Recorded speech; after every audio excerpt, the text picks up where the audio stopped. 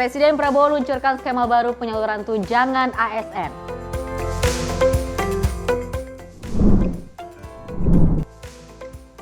DPR pastikan revisi Undang-Undang TNI akan sangat hati-hati.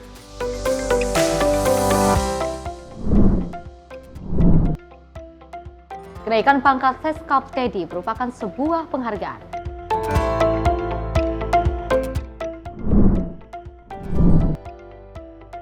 Ahok diperiksa Kejagung terkait kasus korupsi Pertamina.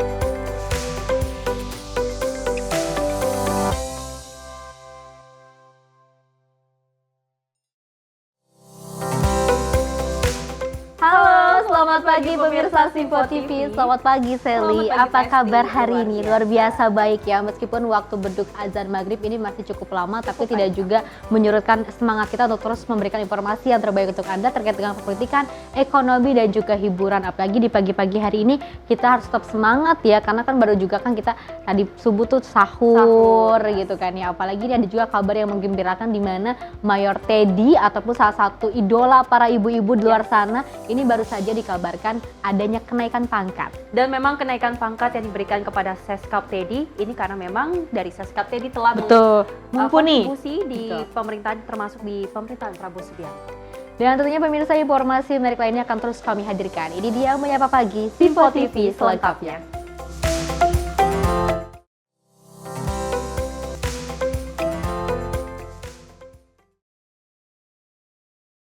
Pemirsa, kita awali dengan berita utama di mana Menko Infrastruktur dan juga Pembangunan Kewilayahan Agus Harimurti Yudhoyono ini mendapat instruksi dari Presiden Prabowo Subianto, tentunya untuk membentuk Satgas Penanganan Sampah Nasional. Dan instruksi itu diberikan seusai rapat bersama Prabowo Subianto di Istana Negara pada hari kemarin.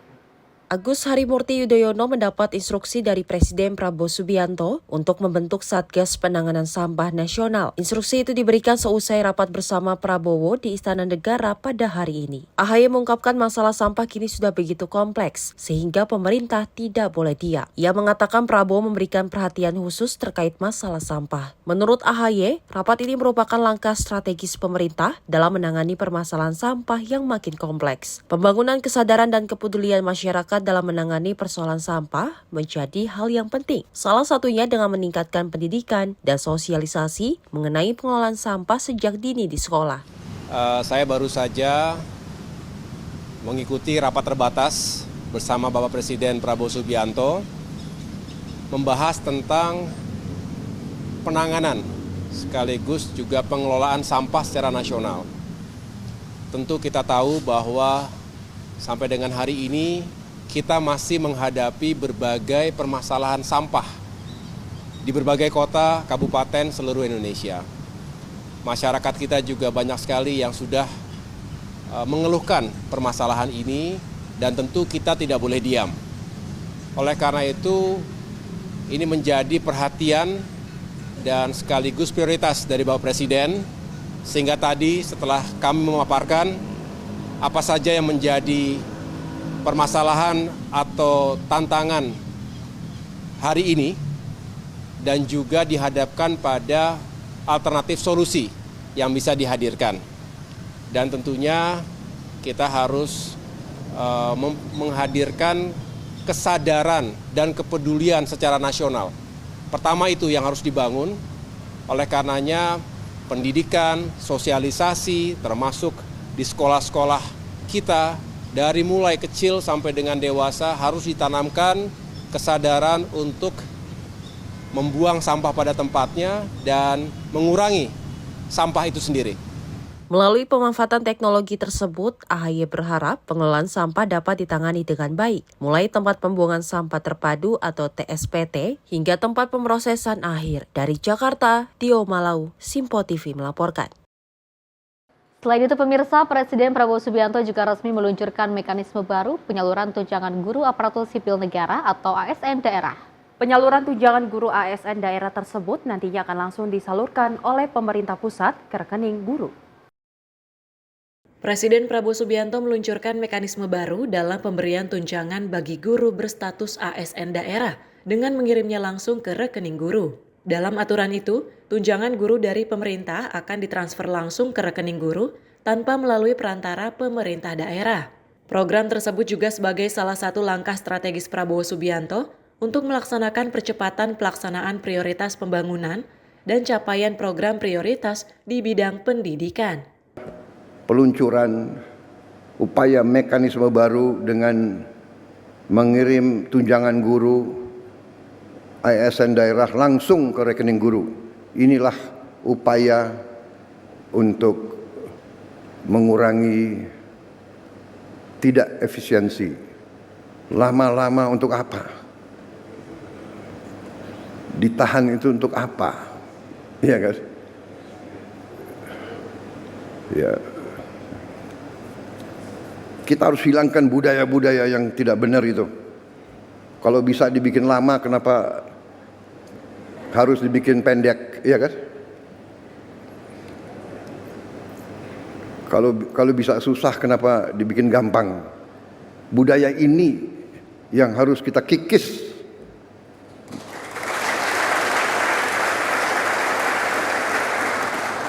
Sementara itu, Mendikdasmen Abdul Muti mengatakan, mekanisme baru penyaluran tunjangan tersebut berlaku bagi guru ASN dan non-ASN. Adapun sebanyak 392.802 guru non-ASN akan menerima tunjangan dengan melalui transfer langsung.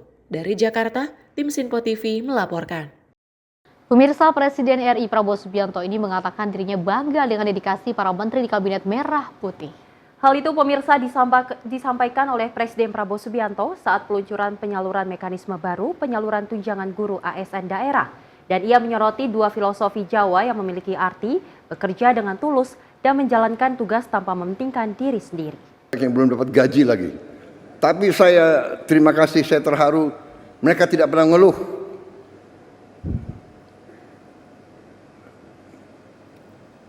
Rame ing gawe, sepi ing pamrih. Itu ya, itu yang ditonjolkan ya. Jadi ini filosofi bahwa kalau kita mau mengabdi, ya sudahlah, kita jangan setengah-setengah ya. Jadi kita mengabdi dengan sepenuh hati. Terima kasih, selamat berjuang para guru. Kita akan perbaiki semua sekolah dalam waktu yang secepatnya. Selain itu, Presiden Republik Indonesia Prabowo Subianto memastikan akan terus berupaya untuk memperkuat pendidikan serta kesejahteraan masyarakat, khususnya para anak yang berasal dari keluarga tidak mampu. Dan Presiden Prabowo Subianto tak lupa mengimbau para pegawai pemerintahan agar tidak membuat birokrasi yang membuat susah rakyat dan senantiasa bekerja dengan efisien. Prabowo menegaskan bahwa kondisi Indonesia cerah dan pemerintah akan mengelola negara dengan baik. Setapak demi setapak, kita mohon memang kesabaran seluruh rakyat. Berilah kesempatan, tapi kita bekerja siang malam tanpa istirahat, tidak ada Sabtu Minggu. Terus kita bekerja untuk mencapai yang kita inginkan, yaitu meningkatkan penghasilan rakyat Indonesia, menghilangkan kelaparan, menghilangkan kemiskinan. Anak orang miskin, dia harus nanti bangkit dan dia nanti membantu orang tuanya. Saudara-saudara, kita punya strateginya. Kita bertekad untuk melaksanakan yang terbaik untuk bangsa Indonesia. Contoh, petani kita bertahun-tahun mengeluh. Pupuk tadinya sampai ke petani, kalau tidak salah ada 145 regulasi. Habis itu harus tanda tangan 38 gubernur, kemudian 500 kepala daerah dan berapa belas kementerian. Kita potong dari pabrik langsung ke kelompok petani Tidak ada lagi muter sampai nggak jelas ujungnya di mana. Kita bertekad efisiensi, jangan macam-macam alasan, padahal alasannya itu adalah untuk di sini mungut, di sini mungut, di sini mungut, di sini mungut, akhirnya sampai ke petaninya teriak. Indonesia cerah, kita akan kelola kekayaan dengan baik, binalah kampus-kampus kita, ya, supaya benar-benar mengabdi kepada rakyat. Waspada, jangan sampai mahasiswa kita dihasut. Ujungnya saya yakin itu adalah kekuatan-kekuatan yang tidak suka Indonesia bangkit.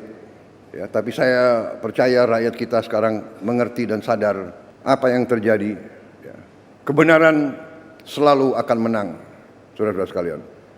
Kita berada di jalan yang benar, kita bertekad membela rakyat kita.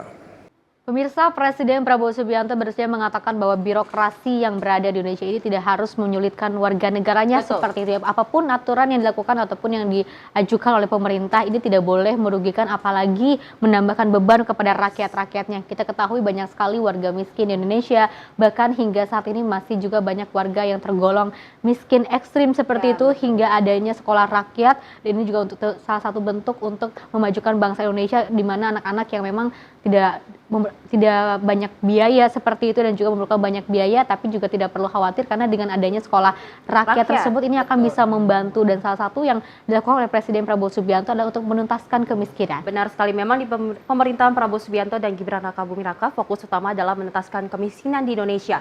Terlebih kalau kita ketahui memang banyak sekali program yang menguntungkan bagi masyarakat, terutama dari program makan bergizi gratis, cek kesehatan gratis, dan juga sekolah rakyat. Kita sebagai masyarakat pun mendukung apapun yang menjadi keputusan dari pemerintahan Prabowo Subianto ini bisa mensejahterakan masyarakat ke depannya. Betul. Tentunya juga menjadikan sebuah hal yang sangat positif dan memajukan Indonesia untuk mewujudkan Indonesia Emas 2045. Pemirsa, informasi menarik lainnya akan terus kami hadirkan usai jeda berikut ini.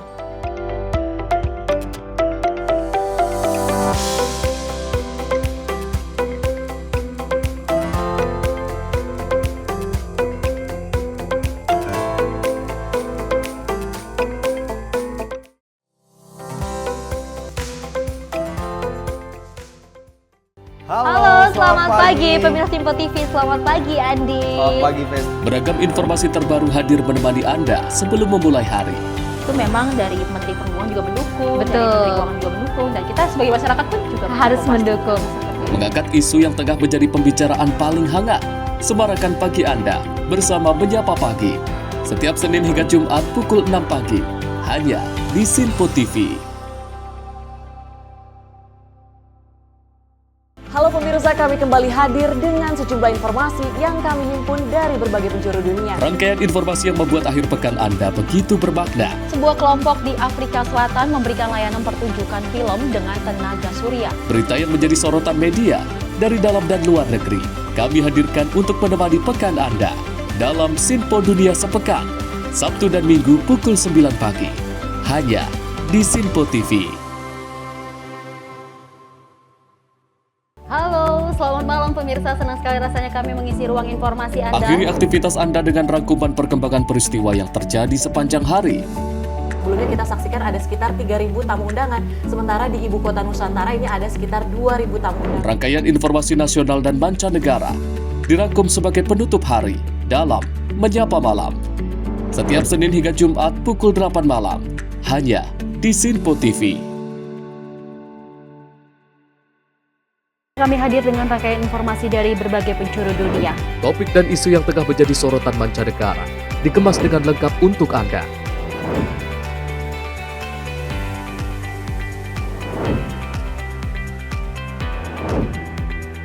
Peristiwa penting yang terjadi dari berbagai belahan dunia kini hadir dalam Simpo Dunia. Setiap Senin hingga Jumat pukul 7:30 malam. Hanya di Simpo TV.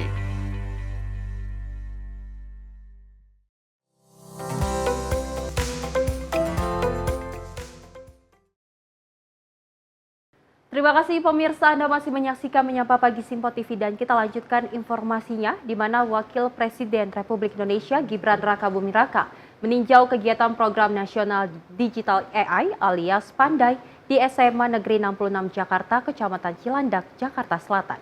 Dan tentunya kunjungan tersebut merupakan upaya dari pemerintahan Presiden Prabowo Subianto dalam mempercepat transformasi digital di sektor pendidikan.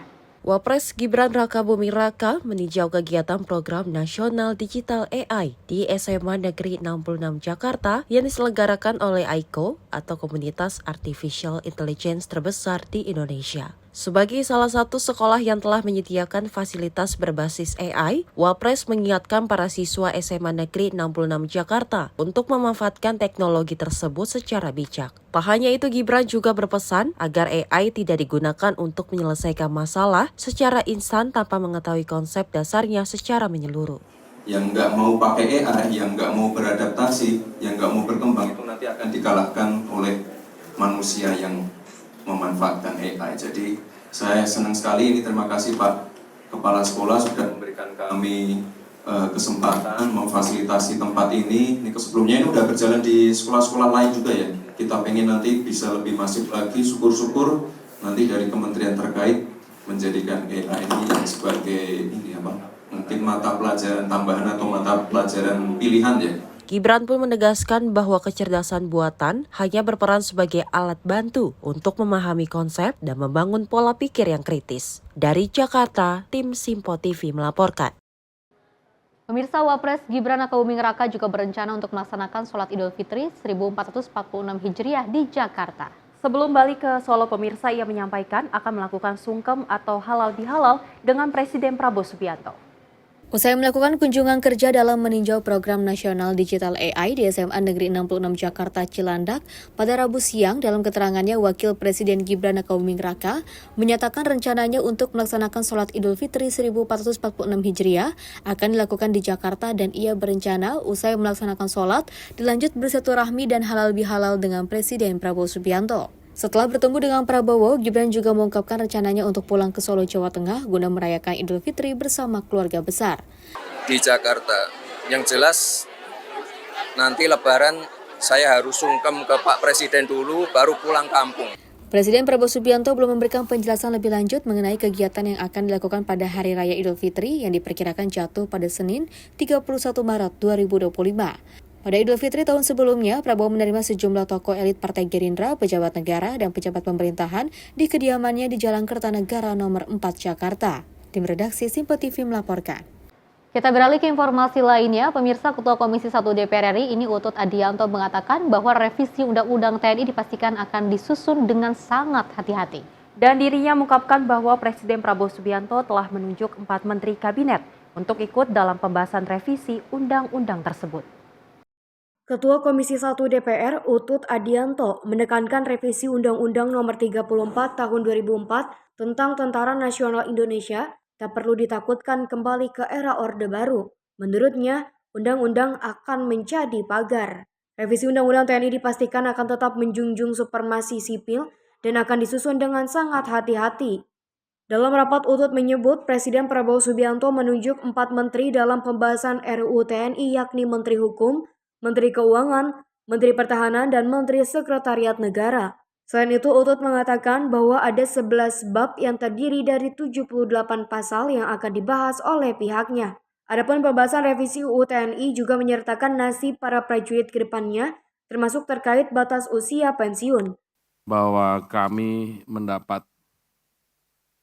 surat dari Bapak Presiden, tolong disampaikan ke Panglima dan para kepala staf atau yang mewakili, surat tertanggal 13 Februari yang ditandatangani oleh Bapak Presiden yang intinya menunjuk 4 menteri, yaitu Menteri Hukum, Menteri Keuangan, Menteri Pertahanan, dan Menteri Sekretaris Negara, baik bersama-sama maupun sendiri-sendiri untuk mewakili pemerintah dalam pembahasan RUU tersebut. Ini yang akan kita revisi, Undang-Undang Nomor 34 Tahun 2004 yang ditandatangani tanggal 16 Oktober 2004 oleh Presiden Ibu Megawati Soekarno Putri, terdiri dari 11 bab 78 pasal.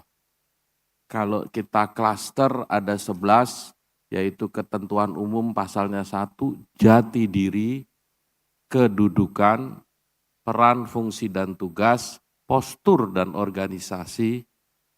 Ini yang nanti akan sangat erat kaitannya dengan Kementerian Keuangan. Kemudian pengerahan dan penggunaan kekuatan TNI, ini tentu Pak Panglima sebagai orang yang akan sangat berhubungan langsung dengan revisi ini, dan kemudian prajurit. Dari Jakarta, tim redaksi Sinpo TV melaporkan. Selain itu, dari Kepala Staf Angkatan Darat Jenderal TNI Maruli Simanjuntak juga mengatakan Sekretaris Kabinet Letnan Kolonel Teddy Indrawijaya ini tidak perlu mundur dari TNI. Dirinya menjelaskan posisi Letkol Teddy saat ini berada di bawah Sekretaris Militer Presiden dan sudah tertuang dalam peraturan Presiden.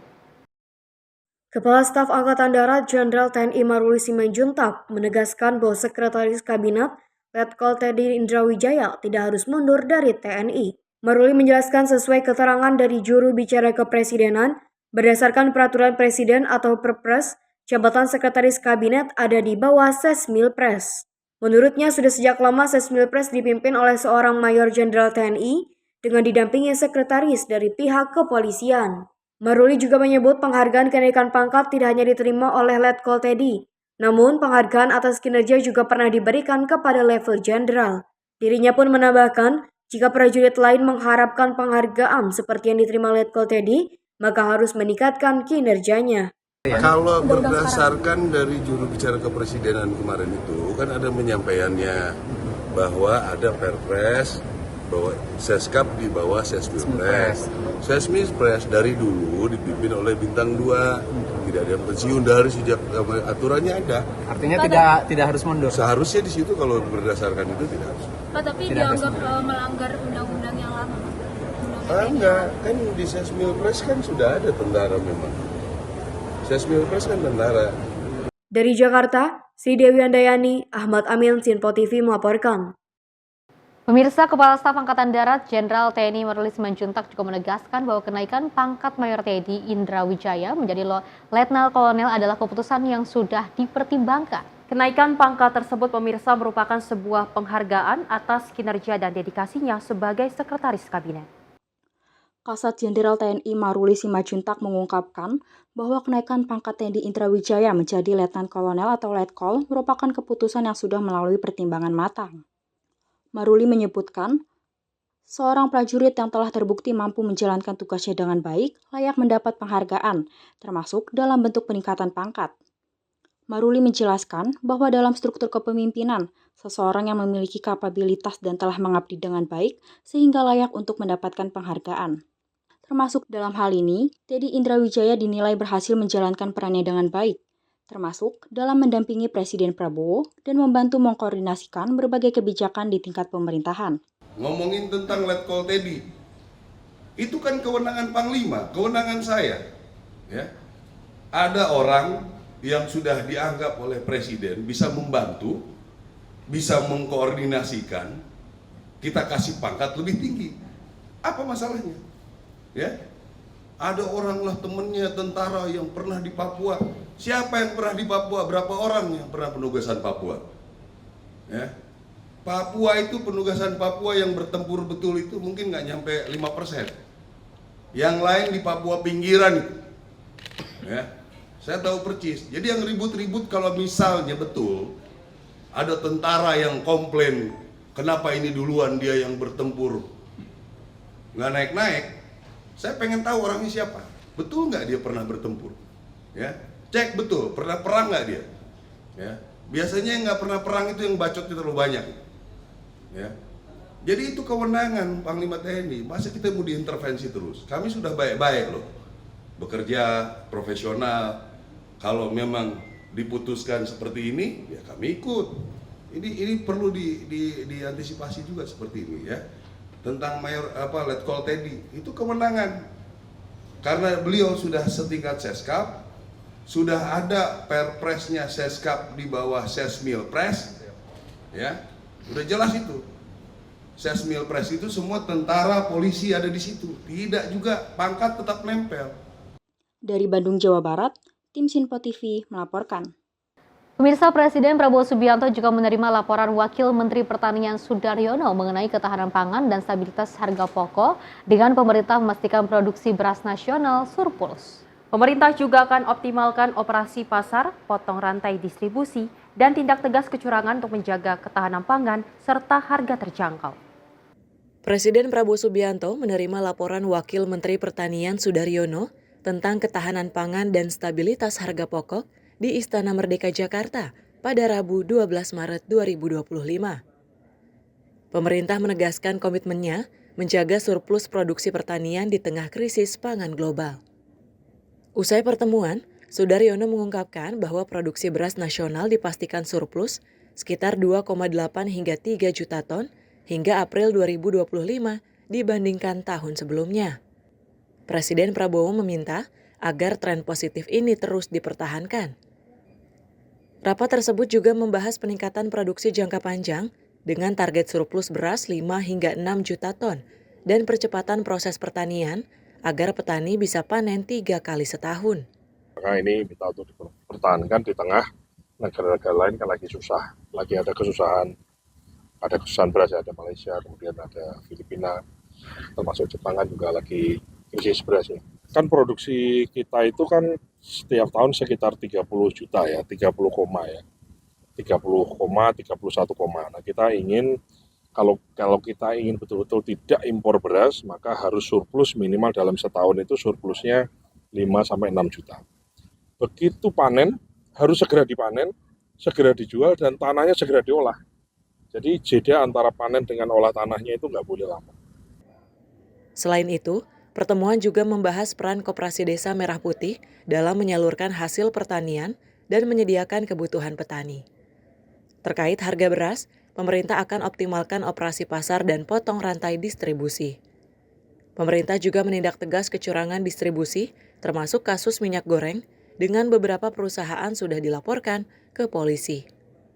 Kita ingin ya adanya gerakan Koperasi Desa Merah Putih, kemudian kita juga lakukan operasi pasar dengan kantor pos, kita juga dengan Bulog kita berdayakan lebih dari sebelumnya, itu tujuannya kan supaya memotong rantai distribusi. Nah kalau rantai distribusinya dipotong, sehingga tidak ada kesiapa ngambil untung di setiap pos, maka kita harapkan harganya baik di konsumennya baik, bagi produsen juga baik. Pesan Presiden adalah tidak boleh ada lagi siapapun itu ya menari-nari di atas kepentingan, menari di atas penderitaan rakyat. Maksudnya begini, jangan sampai hanya ingin untung sesaat kemudian rakyat yang banyak dikorbankan. Dengan langkah-langkah yang telah disepakati, pemerintah yakin dapat menjaga ketahanan pangan nasional dan memastikan harga kebutuhan pokok tetap terjangkau. Tim redaksi Sinpo TV melaporkan. Pastinya di bulan suci Ramadan, keinginan seluruh masyarakat Indonesia terkait dengan stok bahan pangan dan juga kebutuhan bahan pokok lainnya, ini juga menginginkan semuanya stabil. Kita ketahui banyak sekali daripada gubernur dan juga para menteri dan juga telah melakukan beberapa sidak ke pasar-pasar untuk menstabilkan harga-harga bahan pangan pokok yang ada di pasaran seperti itu. Tapi kita ketahui bahwa kemarin baru saja dari Wakil Menteri Pertanian, yaitu Sudaryono, juga langsung menghadap ke Presiden Prabowo Subianto untuk melaporkan hasil dari ketahanan pangan. Betul. Seperti itu. Dan kita ketahui bahwa dari Sudaryono juga sempat mengatakan ini akan meningkatkan beras nasional surplus seperti itu, dan kalau kita ketahui hingga bulan April nanti ini akan tetap baik. Dan memang kalau kita ketahui Vesti dan pemirsa, di mana surplus beras tahun ini memang sudah mencapai target di mana 2 hingga 3 ton. Betul. Dan kalau kita ketahui memang untuk target selanjutnya dari Wakil Menteri Pertanian mengharapkan bahwasanya surplus beras ini mencapai 5 hingga 8 juta ton. Kita berharap bahwasanya memang ini tercapai agar masyarakat juga sejahtera dan tidak kesusahan lagi dalam mencari ketahanan pangan. Baik pemirsa, informasi menarik lainnya akan terus kami hadirkan usai jeda berikut ini.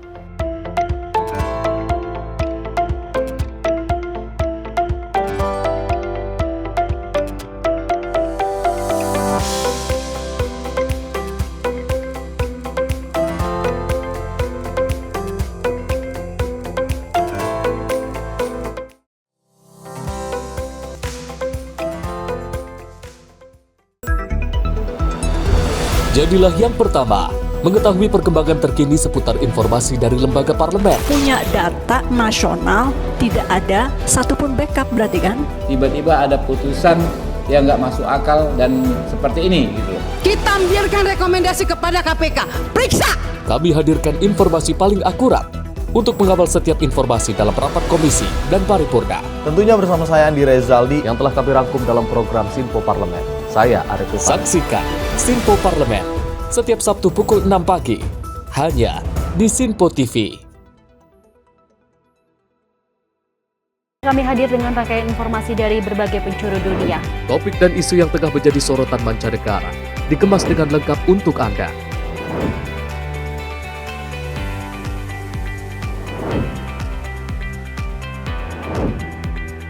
Peristiwa penting yang terjadi dari berbagai belahan dunia kini hadir dalam Sinpo Dunia setiap Senin hingga Jumat pukul 7:30 malam hanya di Sinpo TV.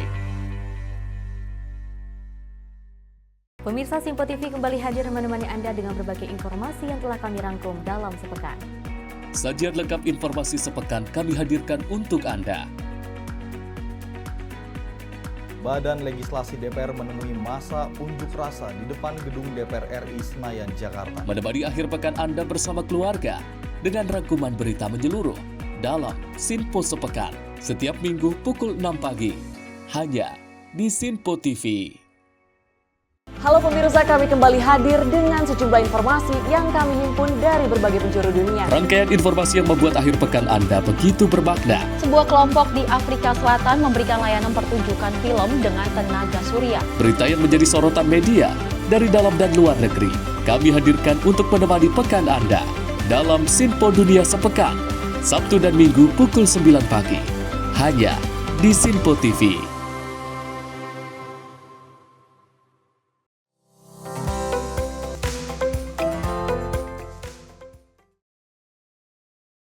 Selamat pagi pemirsa, Anda masih menyaksikan Menyapa Pagi Sinpo TV dan kita lanjutkan informasinya di mana Gubernur Banten Andra Sodi melakukan peninjauan harga dan ketersediaan barang kebutuhan pokok di Pasar Induk Rau, Kota Serang pada Rabu 12 Maret 2025.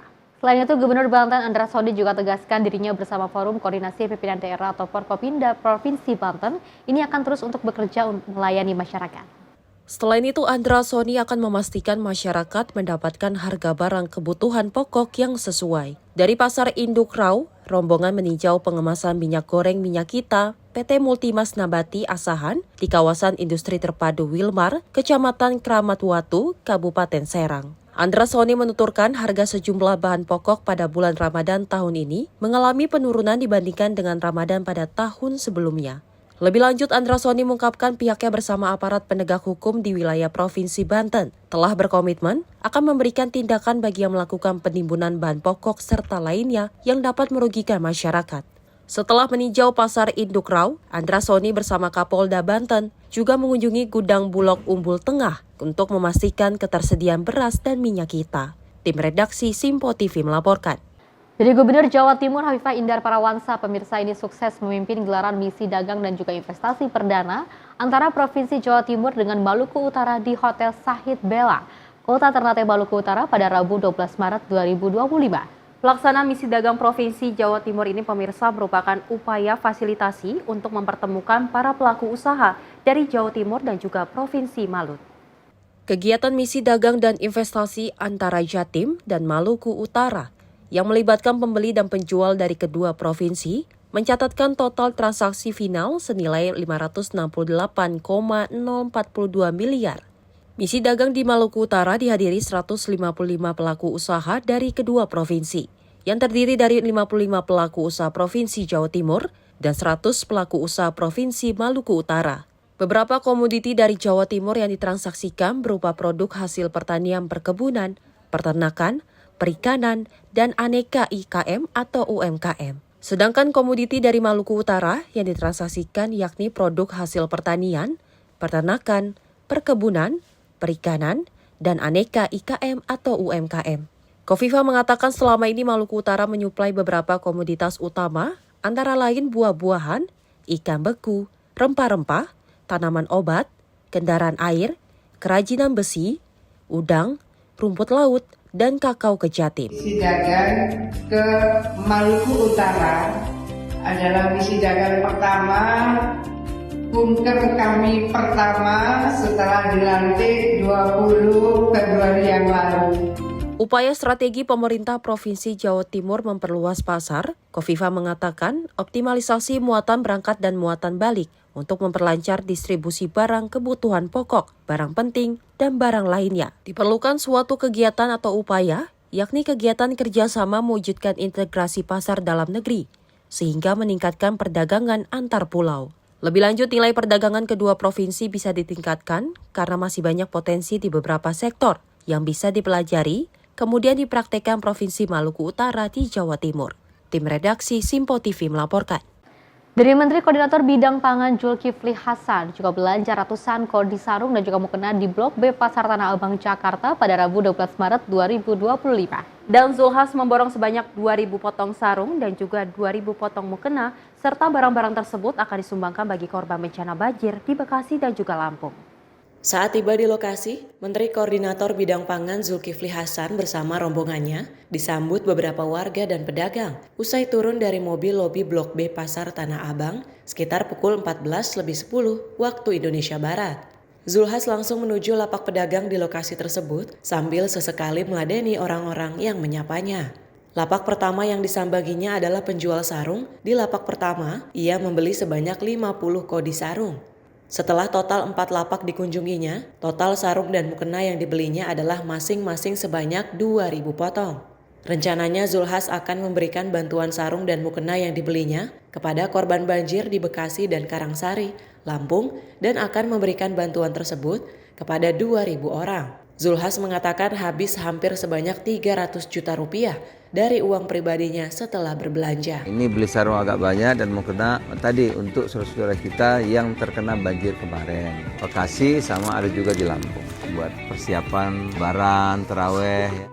Alasan dirinya memilih berbelanja di Pasar Jaya Tanah Abang karena untuk mendukung para usaha mikro, kecil, dan menengah. Tim redaksi Sinpo TV melaporkan. Kita beralih ke informasi lainnya, pemirsa. Basuki Cahayapurnama atau Ahok ini diperiksa Kejaksaan Agung terkait dengan dugaan korupsi pengolahan minyak mentah dan juga produksi kilang di Pertamina.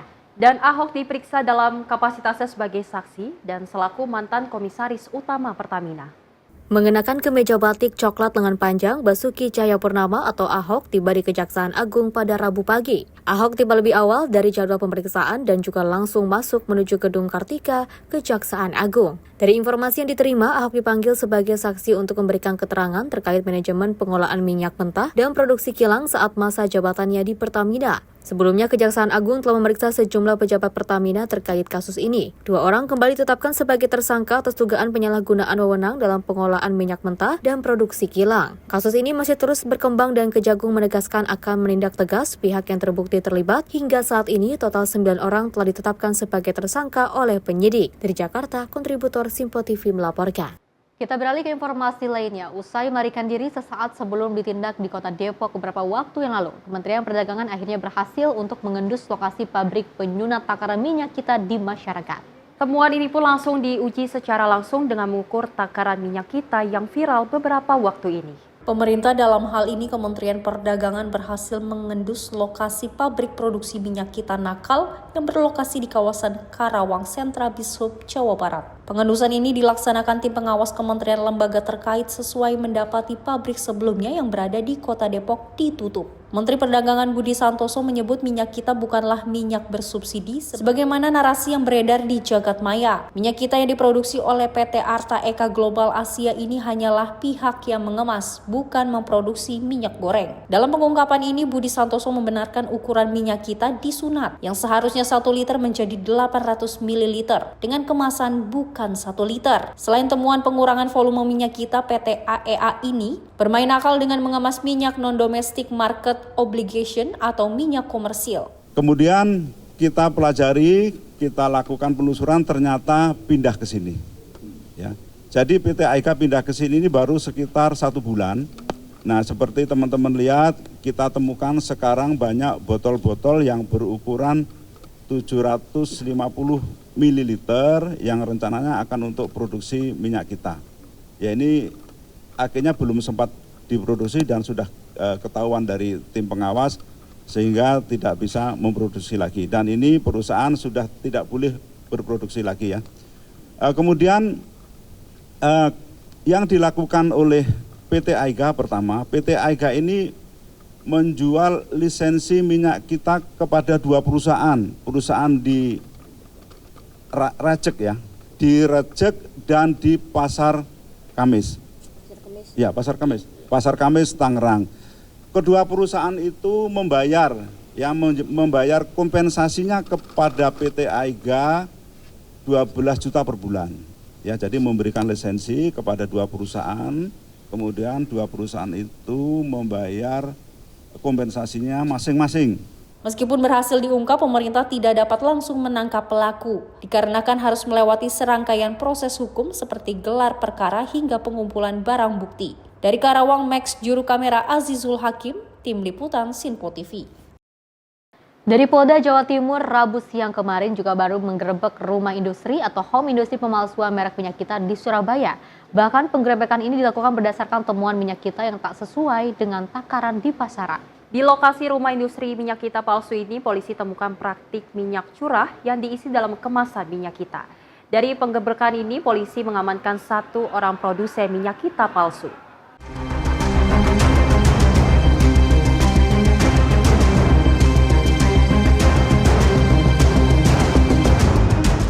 Usai menemukan kecurangan minyak kita yang tak sesuai takaran di Pasar Wonokromo, Surabaya pada Rabu pagi, tim Satgas Pangan Polda Jawa Timur langsung menggerebek home industri pemasok minyak kita di perumahan Geraha Indah Jalan Medayu Utara 17, Surabaya pada Rabu siang.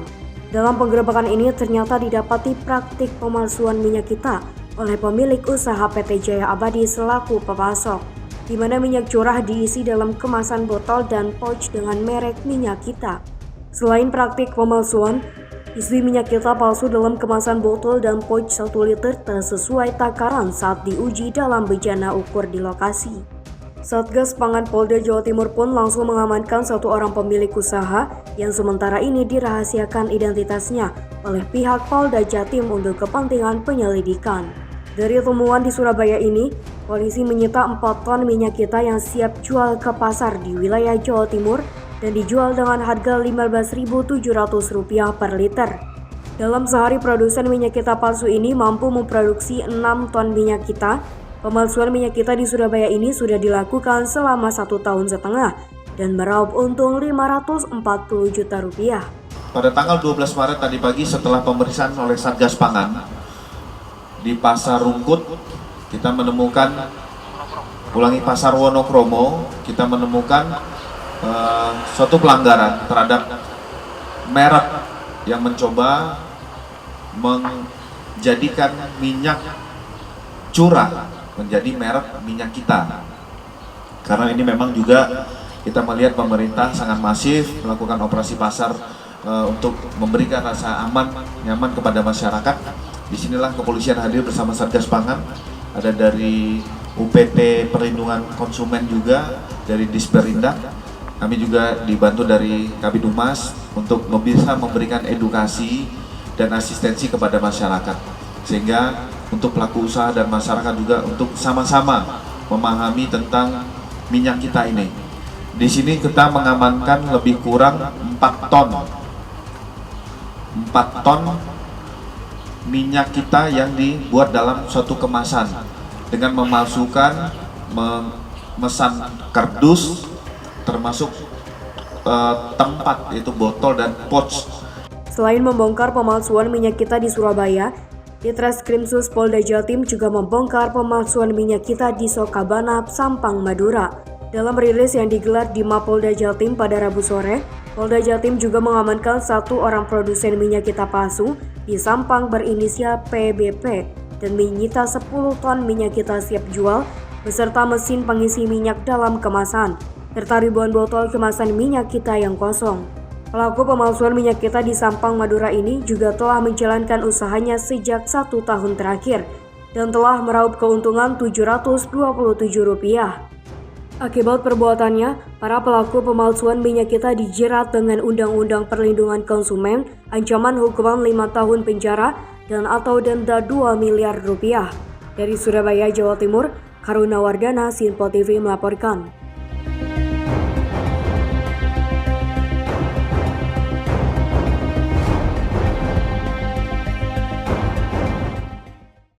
Kasus ataupun beredarnya terkait dengan minyak kita yang dioplos dan juga tidak sesuai dengan takarannya ini juga membuat seluruh masyarakat Indonesia ini geram, apalagi ibu-ibu ya. Ini juga sangat diperlukan sekali untuk menggoreng-goreng seperti itu ya. Ini sangat disayangkan ketika ada oknum-oknum yang nakal, yang tega mengoplos itu seperti itu, dan kita ketahui bukan hanya BBM yang juga dioplos ataupun Pertamina, tapi juga dari minyak kita sendiri seperti itu. Tapi kita ketahui bahwa dari pemerintah dengan mendapatkan kabar seperti itu ataupun aduan dari masyarakat terkait dengan adanya takaran minyak yang tidak sesuai dengan takaran yang di pasaran, ini langsung ditindak tegas oleh pihak-pihak yang juga berwenang seperti itu ya, dan juga ada penggerbekan. Ini mudah-mudahan bisa juga menjadikan kita agar kedepannya tidak ada lagi yang dioplos seperti minyak kita. Betul, dan memang kalau kita ketahui dari pemerintah telah sigap, bahkan dari Menteri Pertanian telah menyidak beberapa tempat yang memang ternyata kalau diketahui dari minyak kita tidak sesuai dengan takaran, di mana memang harga yang dijual pun di atas harga eceran tertinggi. Betul. Kita berharap bahwa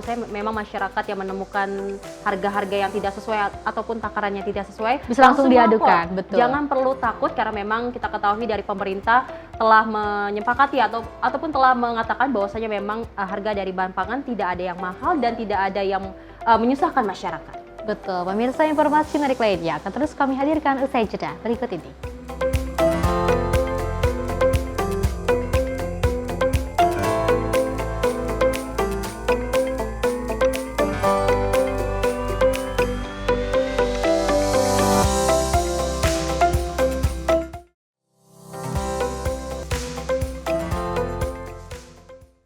Halo, selamat pagi pemirsa Simpo TV. Selamat pagi Andi. Selamat pagi, Fen. Beragam informasi terbaru hadir menemani Anda sebelum memulai hari.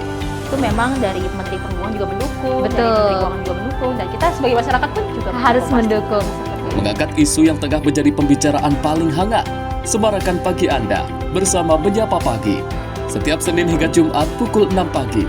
Hanya di Sinpo TV. Halo pemirsa, kami kembali hadir dengan sejumlah informasi yang kami himpun dari berbagai penjuru dunia. Rangkaian informasi yang membuat akhir pekan Anda begitu bermakna. Sebuah kelompok di Afrika Selatan memberikan layanan pertunjukan film dengan tenaga surya. Berita yang menjadi sorotan media dari dalam dan luar negeri. Kami hadirkan untuk menemani pekan Anda dalam Sinpo Dunia Sepekan. Sabtu dan Minggu pukul 9 pagi. Hanya di Sinpo TV. Halo, selamat malam pemirsa. Senang sekali rasanya kami mengisi ruang informasi Anda. Akhiri aktivitas Anda dengan rangkuman perkembangan peristiwa yang terjadi sepanjang hari. Sebelumnya kita saksikan ada sekitar 3.000 tamu undangan, sementara di Ibu Kota Nusantara ini ada sekitar 2.000 tamu undangan. Rangkaian informasi nasional dan mancanegara dirangkum sebagai penutup hari dalam Menyapa Malam. Setiap Senin hingga Jumat pukul 8 malam. Hanya di Sinpo TV. Kami hadir dengan rangkaian informasi dari berbagai penjuru dunia. Topik dan isu yang tengah menjadi sorotan mancanegara dikemas dengan lengkap untuk Anda.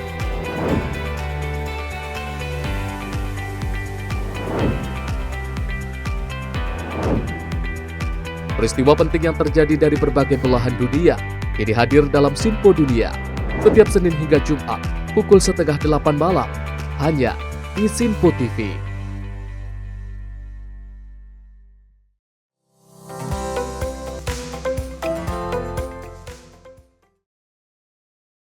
Masih bersama kami pemirsa dalam Menyapa Pagi Sinpo TV, informasi kita lanjutkan terkait peristiwa di mana sejumlah pengendara motor nekat membongkar separator beton jalur Transjakarta di Jalan Dan Mogot arah flyover Pesing pada Rabu 12 Maret 2025.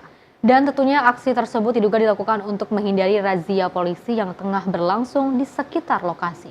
Dalam video yang beredar di media sosial, terlihat para pemotor secara kompak menggeser pembatas jalan agar bisa masuk ke jalur busway. Meskipun arus lalu lintas di lokasi cukup ramai, mereka tetap melaju tanpa rasa takut. Bahkan beberapa pengendara lain yang menyaksikan aksi itu ikut masuk ke jalur Transjakarta. Menurut keterangan saksi mata, para pengendara terlihat terburu-buru dan tidak memedulikan aturan lalu lintas. Hal ini semakin memperkuat dugaan bahwa tindakan tersebut dilakukan untuk menghindari razia polisi. Kejadian ini memicu reaksi keras dari warganet yang mengecam tindakan para pemotor tersebut. Banyak yang menuntut agar pihak berwenang segera mengambil tindakan tegas. Salah satu komentar di media sosial menyebut bahwa perilaku pengendara motor yang masuk ke jalur busway sudah keterlaluan. Warganet menilai seharusnya mereka mengakui kesalahan daripada menghindari razia dan panik saat tertangkap. Kasus ini menjadi pengingat pentingnya kepatuhan terhadap peraturan lalu lintas dan juga penghormatan terhadap hak pengguna angkutan umum. Aksi nekat dan tidak bertanggung jawab seperti ini tidak hanya membahayakan diri sendiri tetapi juga pengguna jalan lainnya.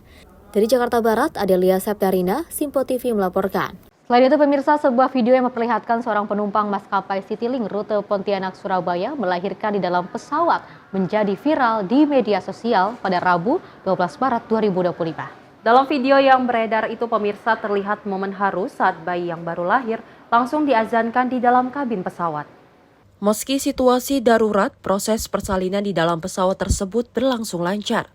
Hingga saat ini belum ada keterangan resmi dari pihak Citylink terkait kejadian tersebut. Peristiwa langka ini menuai beragam respon dari warganet. Dalam penerbangan itu terdapat penumpang berprofesi sebagai bidan yang ikut serta membantu proses persalinan penumpang tersebut dengan koordinasi secara erat bersama kru yang bertugas guna menyiapkan seluruh keperluan dalam kondisi darurat. Banyak yang terharu dan kagum dengan ketenangan awak kabin dan penumpang lain yang ikut membantu proses kelahiran di tengah penerbangan. Namun tak sedikit pula yang menanyakan perihal protokol ibu hamil yang boleh naik pesawat. Saat ini penumpang dan bayi dalam kondisi selamat dan telah berada di rumah sakit terdekat untuk mendapatkan penanganan medis secara intensif pasca melahirkan dengan koordinasi erat yang dilakukan bersama Balai Besar Kekarantinaan Kesehatan. Tim redaksi Simpo TV melaporkan.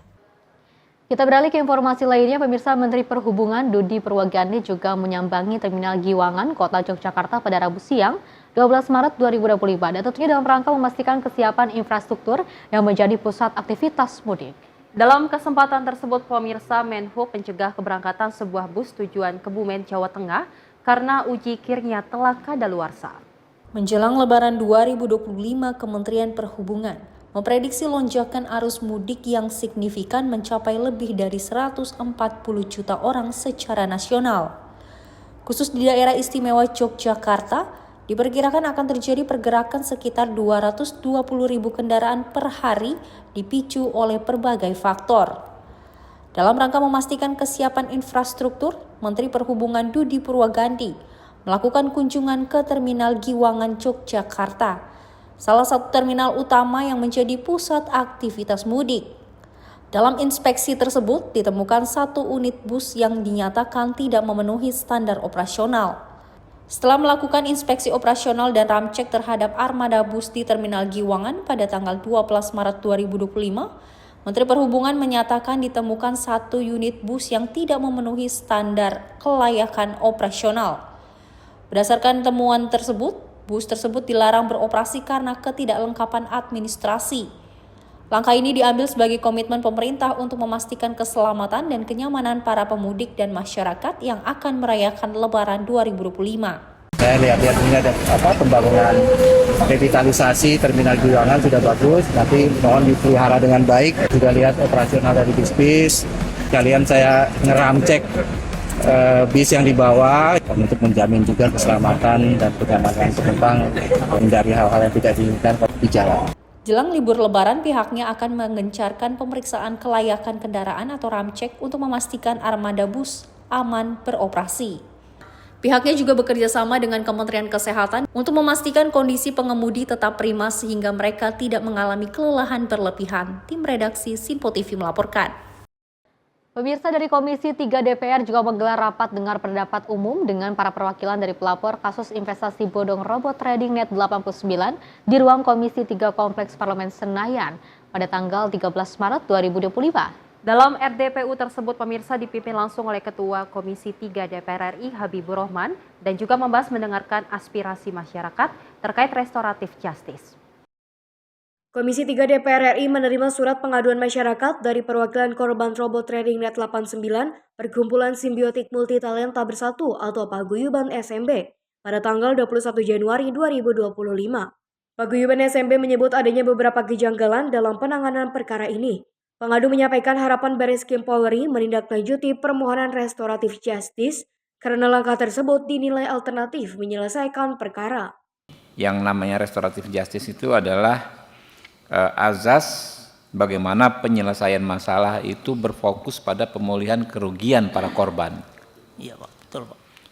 Restoratif justice itu konsepnya itu di ruangan inilah yang paling banyak dibahas.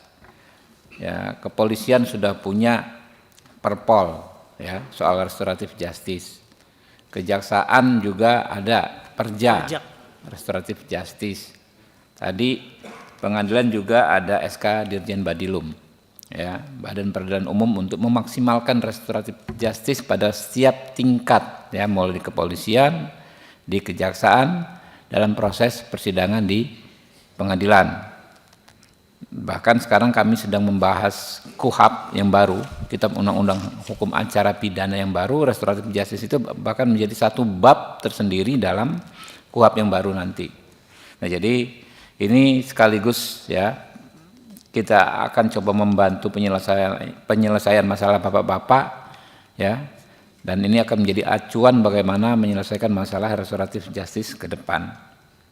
Ya, secara prinsip mungkin itu dari saya dulu. Dalam hal ini Komisi 3 DPR RI merasa prihatin dengan adanya kasus tersebut. Dari Komisi 3 mengeluarkan kebijakan dan meminta kepada aparat penegak hukum agar segera memastikan barang dan aset sitaan terus terjaga agar nilai aset tidak menyusut. Hal tersebut akan dilakukan secara transparan dan harus dikembalikan kepada korban secara proporsional. Dan apa yang tadi disampaikan oleh sejumlah kolega lainnya perlu untuk kita tindak lanjuti, termasuk mengundang ya APH dan juga pihak-pihak lain yang kita nilai penting untuk bisa kita realisasikan permohonan restoratif justice karena barangkali ini dianggap sebagai alternatif penyelesaian. Ya, karena kerugian yang mereka alami tadi itu. Memang yang saya tahu sih, trading ini memang resikonya kan tinggi ya, dan memang banyak penipuan dan memang perlu full time untuk aktif melihat pergerakan-pergerakan itu. Karena keponakan saya juga mengalami hal yang sama, dia hampir sedeng gitu ya, kalau kata orang Medan, ya hampir sedeng dia. Mungkin di antara kita banyak yang tidak tahu artinya sedeng itu.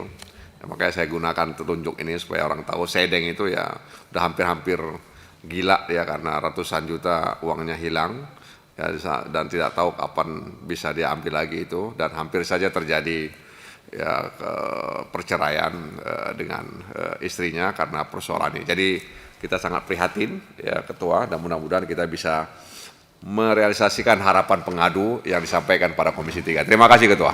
Dalam hal ini, Komisi 3 meminta Jampidum Kejaksaan Agung yang menangani kasus penipuan robot trading net 89 segera menindaklanjuti permohonan para korban berdasarkan keadilan restoratif, mengingat pihak pelapor dan terlapor sudah menyatakan damai dalam nota kesepahaman Akta Vandading sesuai dengan peraturan perundang-undangan. Tim redaksi Sinpo TV melaporkan. Masih dengan Komisi 3 DPR, di mana Sekretaris Mahkamah Agung Sugianto mengungkapkan masih banyaknya rumah dinas hakim yang tak layak huni. Ia mengatakan banyaknya rumah dinas yang rusak itu disebabkan karena kurangnya pemeliharaan.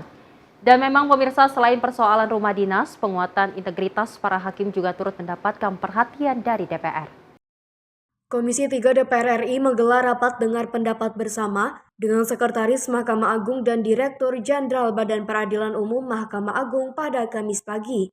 Rapat ini dipimpin langsung oleh Ketua Komisi 3 DPR, Habibur Rahman, dengan dihadiri sejumlah anggota Komisi 3 DPR RI.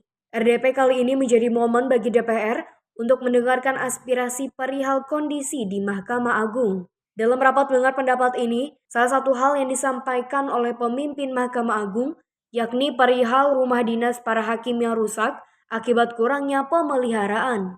Dapat disampaikan, sebagian besar perumahan dinas hakim saat ini dalam kondisi yang kurang layak, baik dari segi infrastruktur maupun fasilitas pendukung. Tercatat kurang lebih 1.289 rumah dinas dalam status rusak berat maupun rusak ringan. Banyak rumah dinas yang mengalami kerusakan akibat kurangnya pemeliharaan rutin sehingga tidak memenuhi standar hunian yang nyaman dan aman. Lokasi perumahan dinas di beberapa daerah terpencil kurang strategis menyebabkan akses terhadap fasilitas umum menjadi sulit bagi para hakim dan keluarganya. Di sisi lain, Ketua Komisi 3 DPR Habibur Rahman meminta agar Mahkamah Agung untuk membuat sebuah mekanisme untuk memperkuat penegakan integritas para hakim. Menurutnya, integritas para hakim menjadi hal yang harus sangat diperhatikan agar dapat menciptakan keadilan. Tour of duty Pak Dirjen sebenarnya sudah jelaskan ya Pak ya. Tour of duty hakim itu cuma kadang-kadang Pak, apakah memang bisa dicari pengaturan yang lebih ini lagi Pak, yang lebih baik lagi. Karena de facto kan itu salah satu sumber penyebab timbulnya masalah, jauhnya hakim-hakim ini dari kediaman keluarganya. Dia tinggal misalnya tugas di Sulawesi Tengah, di Banggai, karena dia orang dari Surabaya atau dari Jakarta. Untuk tiket aja dia pulang seminggu, sebulan 2 kali, gajinya bisa habis gitu pulang ke Sementara untuk pindah walaupun ada anggaran pindah ya, tapi nggak gampang juga Pak.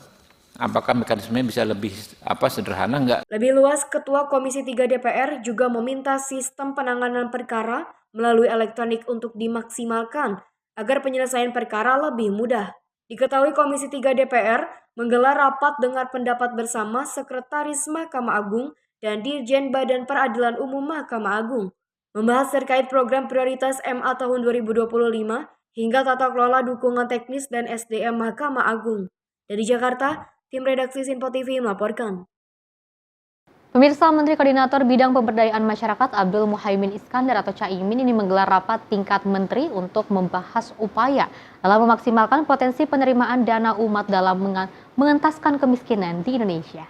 Rapat itu turut membahas upaya memaksimalkan potensi penerimaan dana umat untuk penanggulangan kemiskinan dan juga penyaluran bantuan sosial menggunakan data tunggal sosial ekonomi nasional. Menteri Koordinator Bidang Pemberdayaan Masyarakat Muhaimin Iskandar menggelar rapat tingkat menteri bersama Menteri Sosial Saifullah Yusuf, Menteri Agama Nasaruddin Umar, dan Kepala Badan Pusat Statistik Amalia Dininggar di Gedung Kemenko PM Jakarta. Rapat tersebut digelar untuk membahas upaya memaksimalkan potensi penerimaan dana umat untuk mengentaskan kemiskinan di Indonesia. Muhaimin menjelaskan bahwa pemerintah terus memperkuat langkah pengentasan kemiskinan, terutama kemiskinan ekstrim dengan mengkonsolidasikan berbagai bentuk bantuan sosial dan subsidi agar lebih tepat sasaran. Yang kedua, selain APBN yang kira-kira sekitar total di semua kementerian itu ada 500 triliun lebih, maka kita berharap mengkonsolidasikan pundi-pundi dana umat masyarakat agar berfokus kepada kemiskinan. Kepada terutama Badan Amal Zakat, Basnas Nasional, untuk mengkonsolidir, kita harapkan untuk mengkonsolidir agar prioritasnya ditujukan kepada penanggulangan kemiskinan. Sementara itu, Menteri Sosial Saifullah Yusuf mengatakan bahwa penggunaan data tunggal sosial ekonomi nasional sangat penting untuk memastikan efektivitas program penanggulangan kemiskinan. Data tunggal sosial ekonomi nasional dipastikan akan terus digunakan untuk membantu program pembangunan pemerintah.